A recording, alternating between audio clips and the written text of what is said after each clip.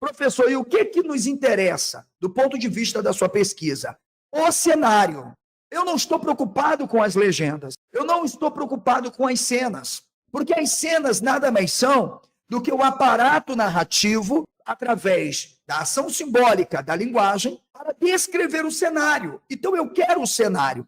E o cenário eu consigo descrever desde que eu consiga entender os indícios deixados pelas tradições.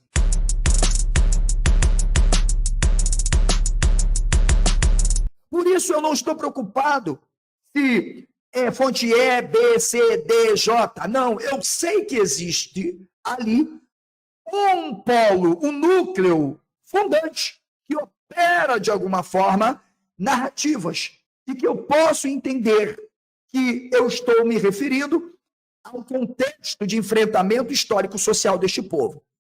Qual é o meu sitz leber? O meu lugar de assentamento? Qual é o cenário que eu preciso olhar para descrevê-lo? É o exílio babilônico e nada antes dele. Porque não tem nada antes dele. A não ser uma civilização em curso que, através da epigrafia, da iconografia, da cultura material e imaterial, é possível reconstituir que há um curso claro de formação de um povo, que no futuro será uma cidade-estado. Mas Babilônia, o exílio, é o nosso ponto de partida. Olha, mas espera aí. Só o pós-exílio, professor? Não. Eu preciso, sobretudo, de um grupo específico que está atuando, que é responsável por essa produção que só existe no pós-exílio. E aí, desculpem, podem chorar com todas as teorias que quiserem. Antes disso, não esquece. Não tem texto bíblico nenhum, não tem produção nenhuma. E quem é, professor, esse grupo? Esse grupo é formado por oportunistas, por políticos, religiosos, que querem determinar uma forma de governo, de projeto. Evidentemente que eu falo de um grupo específico sunita, que na sua origem, na sua raiz, migra, né? Sai da além do Jordão, atravessa as regiões entre rios, a Mesopotâmia, se concentra na tomada de terras e conquista por um espaço para se constituir a partir daí como uma nação, uma cidade-estado, chamada judaítas, ok? Grupo específico que vem do sul da Arábia. É um empréstimo linguístico, teológico, político e religioso incrível. Logo, que de alguma forma está dialogando com várias perspectivas e ideias ali dos persas, por exemplo. Então, a gente já achou esse grupo. Esse grupo é um grupo distinto em que está dividido em duas classes. Uma, a serviço da monarquia. São os interesseiros, os que corrompem e matam os próprios dignitários pelo poder, porque o que importa é viver às custas do povo. Outro grupo, do mesmo modo, é tão opressor quanto o outro, mas já defende uma certa liberdade, uma certa forma de operação político-religiosa dentro da estrutura do poder. Os sacerdotes do templo. Então, nós achamos o nosso núcleo a partir do cenário pelo qual os textos devem serem descritos. Vamos ler junto comigo. Ler é muito bom. O sacerdócio teve seu auge com a centralização do culto em Jerusalém, no século VII antes de Cristo, ok? Quando você pensa o sétimo século antes de Cristo, pensar o culto em Jerusalém não significa pensar o templo, porque não há templo nenhum. Há o palácio. A tradição que está escrevendo no pós-exílio, ela traz uma narrativa que pressupõe, inclusive, uma forma de religião de um projeto misto de culto. Por quê? Porque a própria narrativa descreve que esse Josias, que é uma ficção literária, eu juro minha mãe mortinha, como ela já está morta, que na verdade ele não existiu, até que me prove o contrário, não tem primeiro templo de Salomão nenhum, isso é balela que se retroalimenta numa tautologia, e a tradição então versa de que achou-se um livro da Torá, Veja, nessa água, quem bebeu? Thomas Homer e os demais nomes que eu falei aqui, deuteronomistas, que pensam as obras históricas dos cronistas. Observe, acredita-se que este homem tenha achado uma Torá. Essa Torá, na perspectiva de Thomas Homer, entre outros, que vão nessa hipótese, era apenas um fragmento deuteronomista, não propriamente uma Torá. Mas ela designava. Só que isso é um problema. Porque o que é a Torá? Pois diz que era o rolo do livro da lei. Se era o rolo do livro da lei, eu não posso presumir que era um mero fragmento.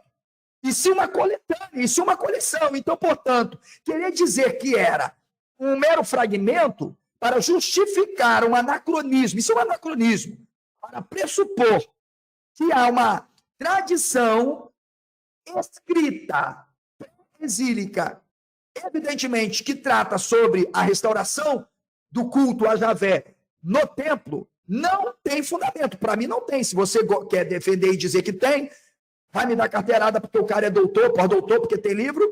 Agora eu vou mostrar a minha abordagem, a minha análise, que não tem fundamento. Ok?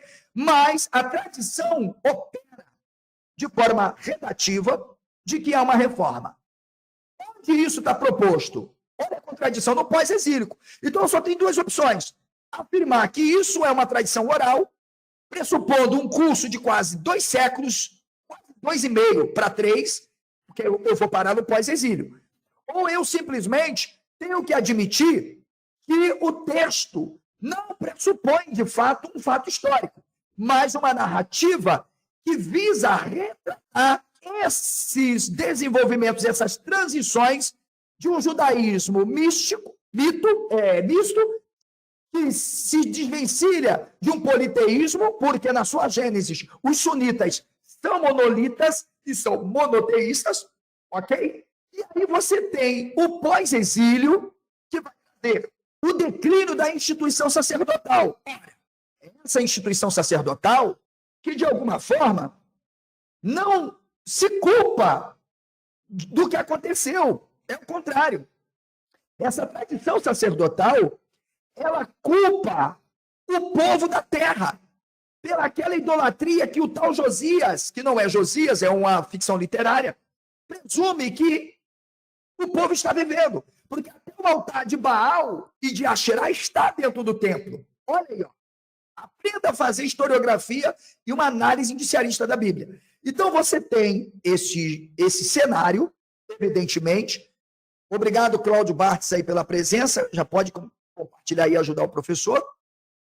Então, você logo percebe que tem uma classe de sacerdotes que está revoltada. Primeiro, revoltada porque não consegue estabelecer aquilo que se pretendia, que era construir um templo e exigir que o norte abandone toda a sua forma de crença. As obras históricas de Josué e Juízes e Samuel retratam muito bem isso, para, de alguma forma, se estabelecerem. Isso não acontece.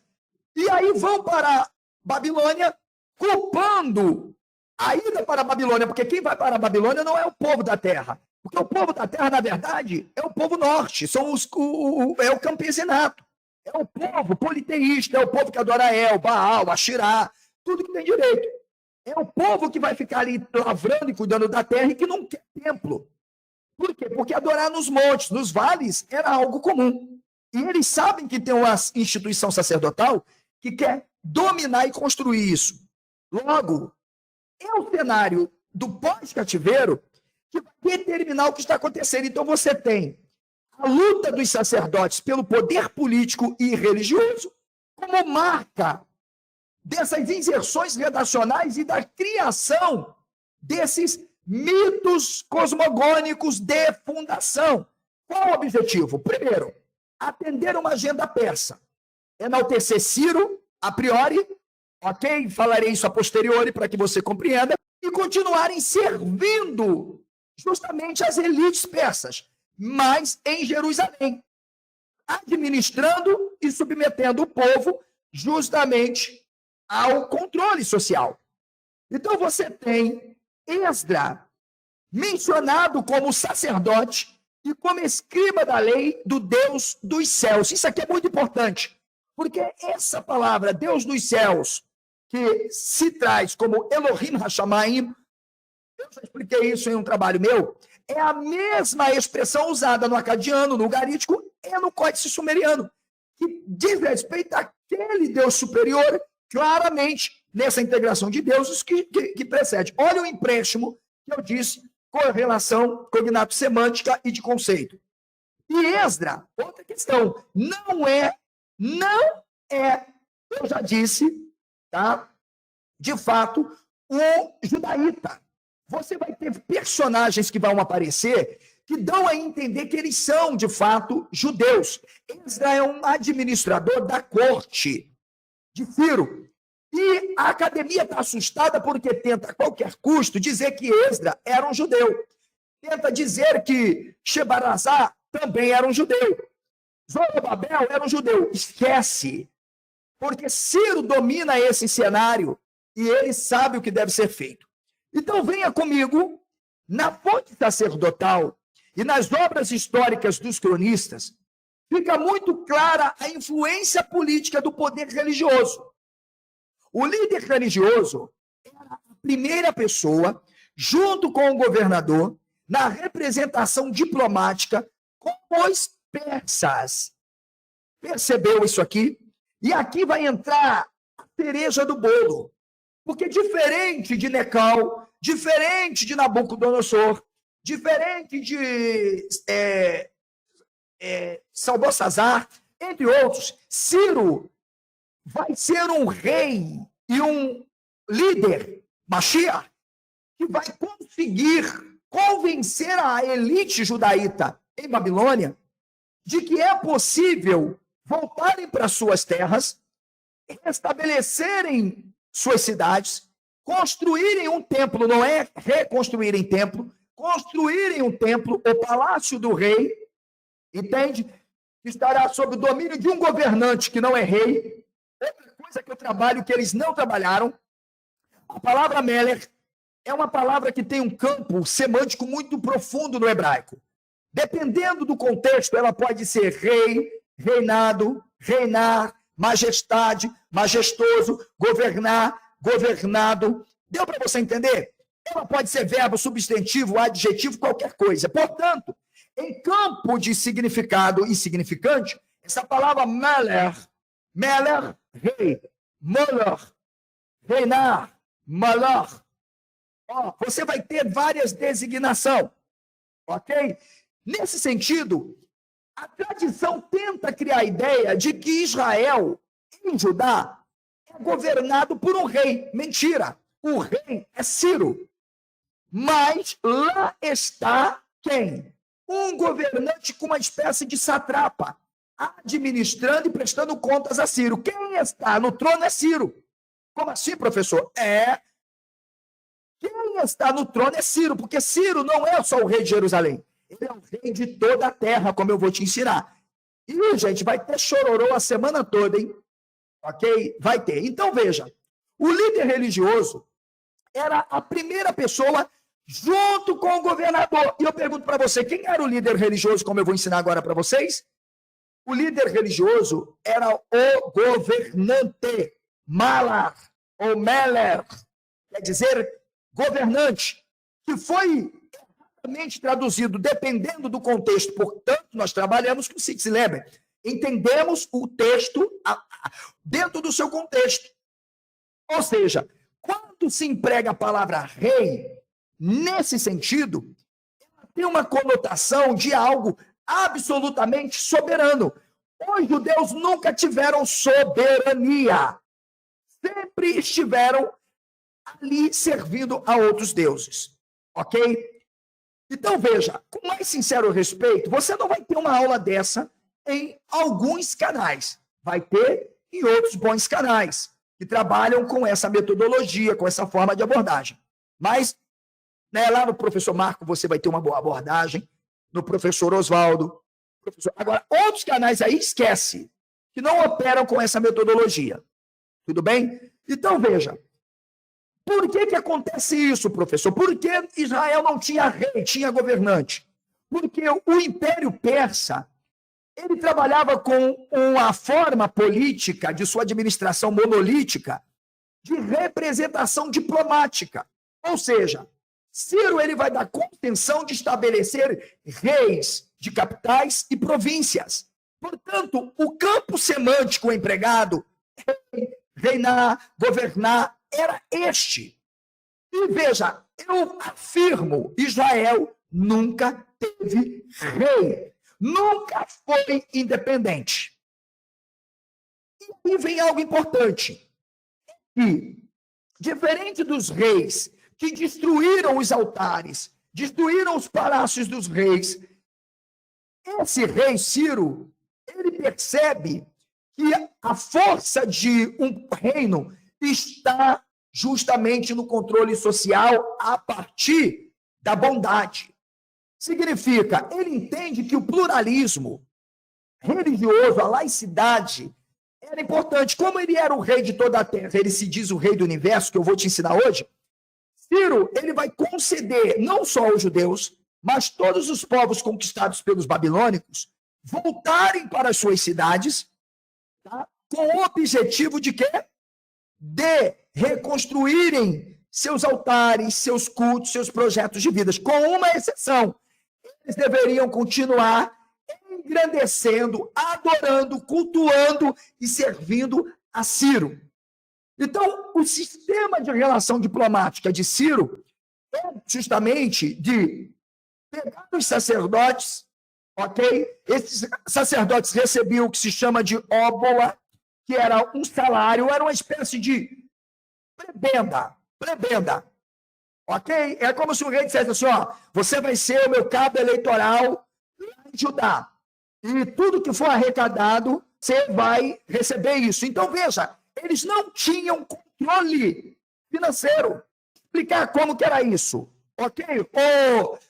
O crente em cobra falante, jumento falante, eu vou te explicar isso. Era como se fosse o pastor Silas Malafaia, líder de uma grande igreja no Brasil, que abre várias igrejas, e ele diz assim para os pastores, presbíteros, ó, vocês têm que mandar para cá 30% do que vocês arrecadarem, porque eu preciso continuar indo para um spa, um resort, eu preciso comprar uma casa de praia nos States. Era mais ou menos isso. Então, Ciro, ele vai dar uma franquia, ele vai franquear o seu reino, ok?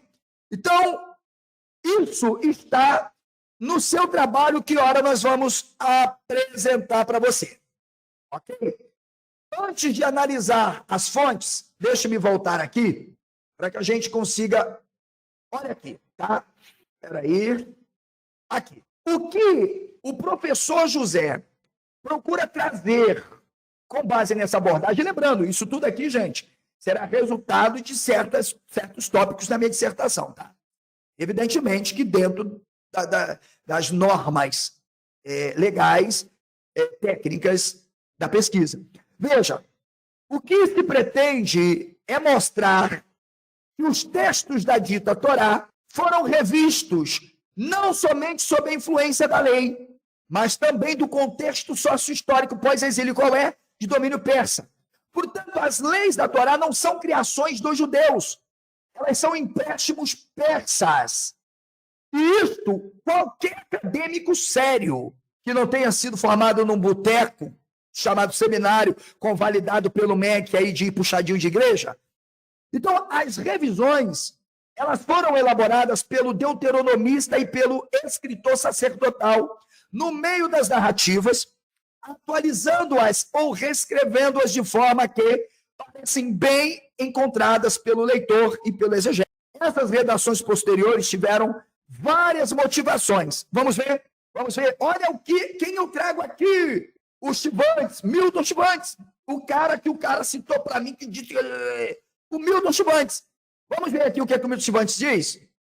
Os livros de Josué, a Reis, não pretendem traçar uma história dos reis ou das tribos e do povo de Israel. Eu já ensinei isso. Eu expliquei que Josué não existiu, expliquei que esse Josué é a transsignificação da figura de Esdra como um persa, que vai, de fato, estabelecer esse projeto